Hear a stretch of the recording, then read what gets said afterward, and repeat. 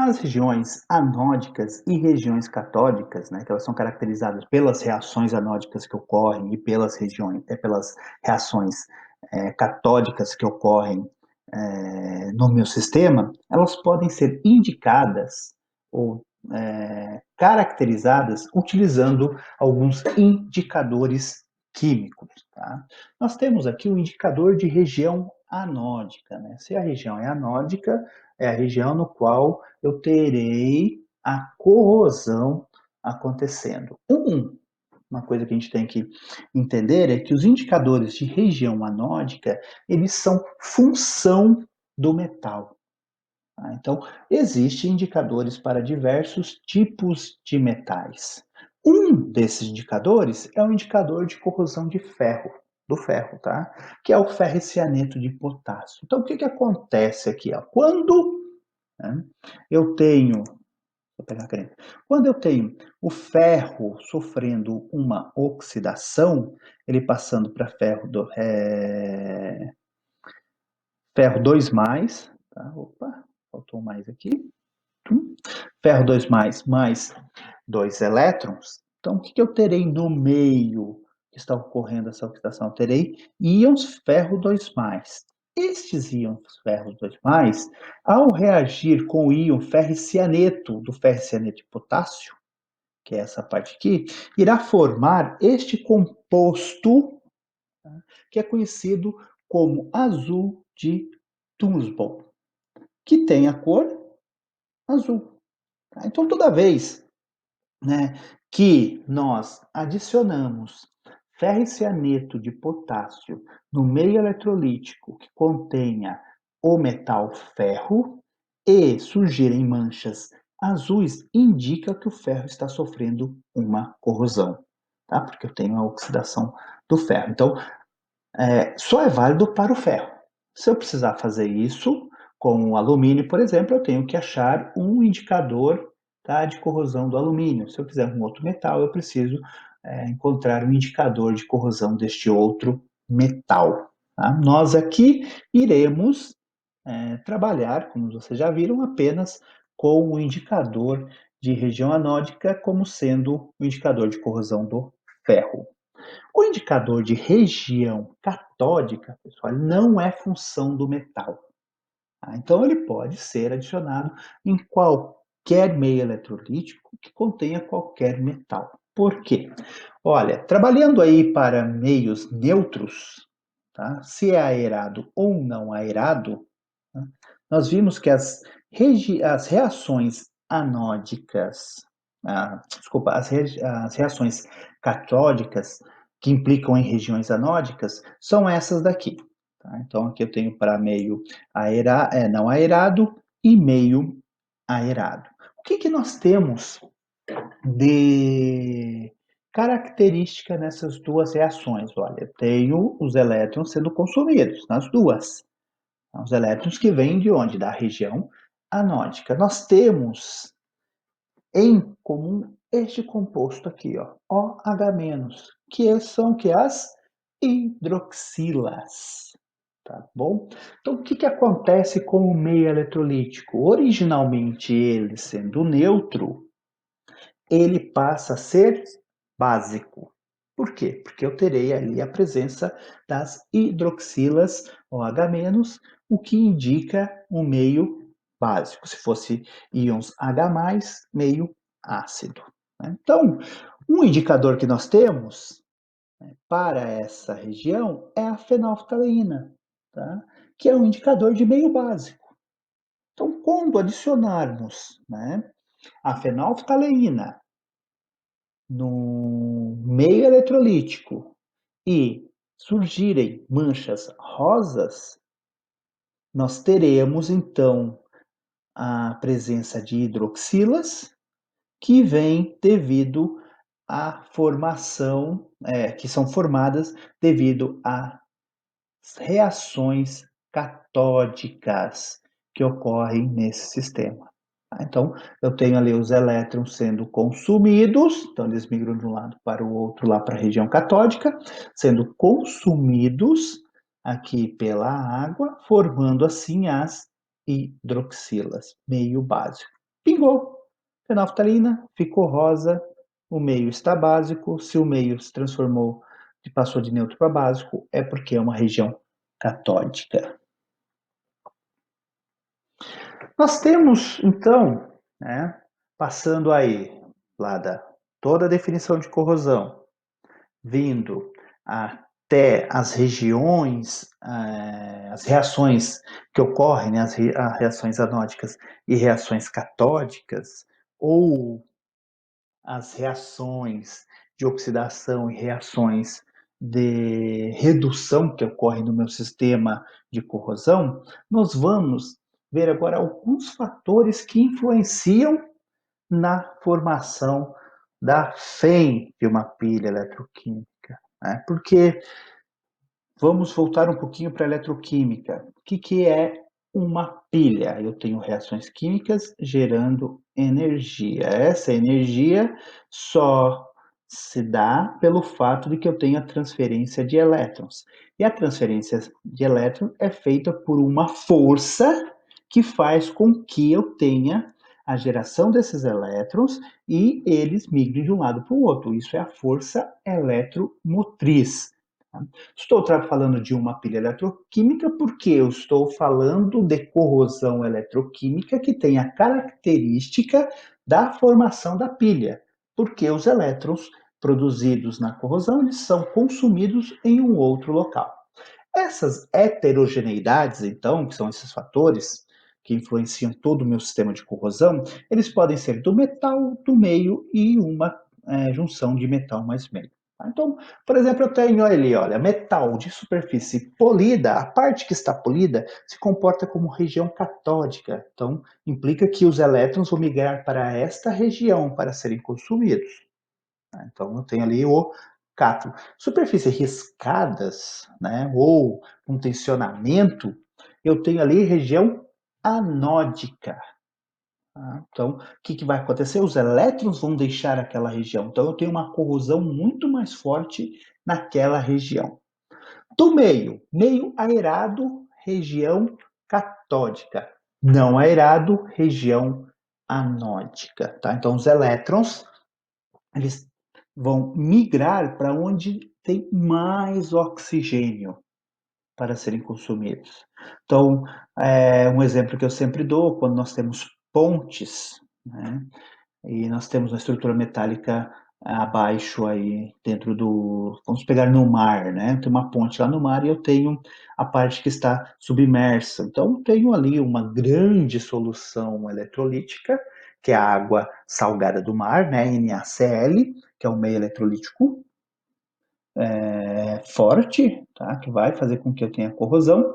E lá no fundo, no leito, né, da parte, né, que onde está submersa, lá no fundo, é a região que tem menos oxigênio. Então, a corrosão, ela se dará muito mais naquela região do que próximo, tá, da superfície, porque na superfície eu tenho mais oxigênio. Então, a tendência dos elétrons migrarem para onde eu tenho mais oxigênio fará com que os elétrons saiam lá de baixo e migrem para a parte de cima. Por isso, a importância de termos sempre mergulhadores em pontes, vendo como está a estrutura lá embaixo, tá?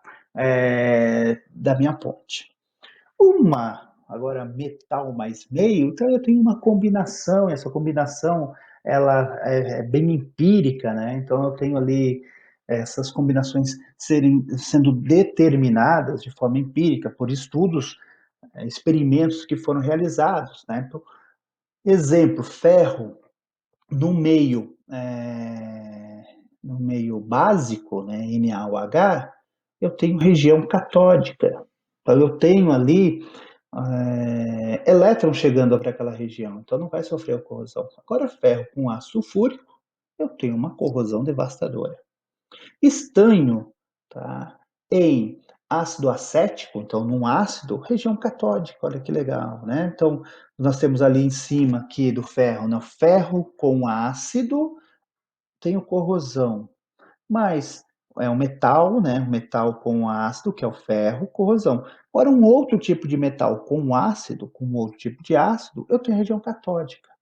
Já o estânio, no meio neutro do NaCl, eu tenho região anódica. Então, essas heterogeneidades metal mais meio são heterogeneidades que são determinadas de forma empírica, a partir de experimentos. Né? Como podemos, então, fazer a proteção dos metais quanto à corrosão? Tá? Isso é importantíssimo, pessoal. Essa parte de proteção com corrosão ela é muito importante. Por quê? Né? Porque a corrosão fará com que eu tenha que ter substituição de equipamentos corroídos. Vou parar equipamentos por falhas ocasionadas pela corrosão. Eu tenho que ter emprego de manutenção preventiva, assim, para evitar essas paradas pelo fato da corrosão ter ocorrido. Posso ter contaminação ou perda de produtos, principalmente na parte de alimentos, né? E vai fazer o que? Eu sempre tenho que trabalhar com superdimensionamento de projeto. Então, eu sempre que tenho que estar trabalhando com sobreespessuras de chapa, tá? Com diâmetros de tubulações, com espessura de tubulações também acima do especificado, para quê? Para que eu tenha um tempo a mais de vida útil devido à corrosão. Então, nós podemos fazer aí a proteção contra a corrosão por três métodos diferentes. Tá? Nós podemos fazer a proteção catódica, a proteção anódica e a proteção por revestimento. Cada uma dessas proteções ela é eficaz para um mecanismo de corrosão que nós vimos antes, o direto ou o indireto, a corrosão química ou a corrosão eletroquímica.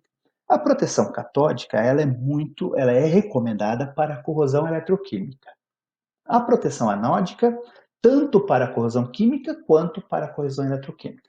E a proteção por revestimento, ela é indicada no caso de corrosão química. Vamos ver cada um desses tipos de corrosão, de proteção. Então, nós temos aqui a proteção catódica. Temos que prestar bem atenção nas proteções corrosão no princípio, tá? Dos tipos de proteção, dos mecanismos, tá bom? Então, isso que a gente tem que ficarmos bem atentos, tá? Então, o princípio da proteção catódica é dirigir a estrutura a ser protegida um fluxo de elétrons. Se eu estou dirigindo um fluxo de elétrons à estrutura que eu quero proteger, se a estrutura que eu quero proteger está ganhando elétrons, né? Então, quem lá nas nossas semi-reações, na nossa reação redox, ganha elétrons? É aquele que se comporta como cátodo. Por isso, proteção catódica. Então, a característica, o metal a ser protegido, se comporta como cátodo neste sistema. Então, ele recebe elétrons, proteção catódica. Posso fazer esta proteção catódica de duas formas. Tá? Eu tenho ali a proteção catódica por corrente impressa ou forçada e proteção catódica por ânido de sacrifício. Então, qual é o princípio da proteção catódica por corrente impressa ou forçada? Eu irei dirigir a estrutura a ser protegida um fluxo de elétrons com o auxílio de uma fonte geradora de corrente contínua. Então, veja aqui um sistema que eu tenho uma pilha aqui formada, tá? Eu tenho que este metal A tem maior potencial de oxidação, então ele se comporta como o ânodo. Eu tenho uma fonte que está desligada e eu tenho a pilha, né, um processo acontecendo naturalmente. Se este metal A tem maior potencial de oxidação, ele se comporta como ânodo, então elétrons saem aqui do metal A e migram para o outro lado. Tá? Então, a fonte está desligada, isso aí está ocorrendo naturalmente. Quando ligar a fonte, eu faço com que os elétrons que os elétrons tenham que ir, né, no mesmo sentido da corrente. E a corrente é do positivo para o negativo. Né? Então, os elétrons começam a migrar de onde? Aqui, né, do metal B para o metal A. Assim, o metal A, ganhando elétrons, passa a ser o polo positivo, o cátodo, e o metal B, perdendo elétrons, passa a ser o polo negativo ou o ânodo. Este metal que nós usamos aqui na parte de proteção catódica por corrente impressa ou forçada, ele é conhecido como eletrodo auxiliar. E aí vem um questionamento. Tá? O processo é espontâneo? Não, é claro que não. O espontâneo é este aqui, ó, para esse sistema. O A possui maior potencial de oxidação, ele vai perder elétrons. A partir do momento que eu ligo a ponte, eu forço, ó, por isso forçada, impressa ou forçada. Eu forço com que os elétrons venham para o metal A. O metal A se comporte como cátodo nesse sistema. Então, o processo ele não é espontâneo. Posso utilizar qualquer metal como eletrodo auxiliar? A resposta é sim. Como o processo é não espontâneo, estou forçando a retirada de elétrons, eu posso retirar elétrons de qualquer metal. Né? Existem metais com maior potencial de oxidação, que será mais fácil a retirada de elétrons e eu preciso gastar menos energia neste processo de retirada. Metais que têm potencial de oxidação muito alto, é muito difícil eu tirar os elétrons, mas eu consigo. Com que? Com uma quantidade de energia maior. Então eu posso sim utilizar qualquer metal como eletrodo auxiliar. Algumas aplicações que eu tenho aqui de corrente impressa ou forçada, olha, eu tenho aqui, ó, eu tenho os trilhos, tá, de trem, aqui, né? Olha aqui, olha, eu tenho aqui nesses trilhos ligado, então, uma fonte de corrente contínua. Por que tem que ser fonte de corrente contínua? Porque eu não posso ter oscilação, senão eu vou ficar naquele está protegendo, não está protegendo, está protegendo, não está protegendo, e assim por diante. Tá, ok? Aqui também estou fazendo a proteção de uma tubulação por corrente impressa ou forçada, porque eu tenho que tomar cuidado ao fazer uma proteção em uma tubulação corrente impressa ou forçada. Não pode passar um gás combustível, por exemplo, ou um combustível líquido aí dentro, porque eu posso gerar uma estática e ter uma explosão. A vantagem deste tipo de a vantagem desse tipo de proteção é que o eletrodo auxiliar eu posso usar, por exemplo, sucata de ferro, então fica barato a manutenção desse sistema. A desvantagem é que eu preciso de uma fonte de corrente contínua, tá? Sempre eu tenho então um gasto de energia e a implementação dessa fonte, desse sistema todo, ele é custoso. Agora eu posso ter aí a proteção catódica por ânodo de sacrifício. Né? Então, o princípio é dirigir a estrutura a ser protegida um fluxo de elétrons, né, utilizando um metal com potencial de oxidação maior que a estrutura que eu estou protegendo. Então, este metal que eu estou usando como ânodo de sacrifício irá corroer no lugar da minha estrutura. Então, olha aqui, eu peguei um metal, coloquei um pedaço de outros metais que possuem um potencial de oxidação maior.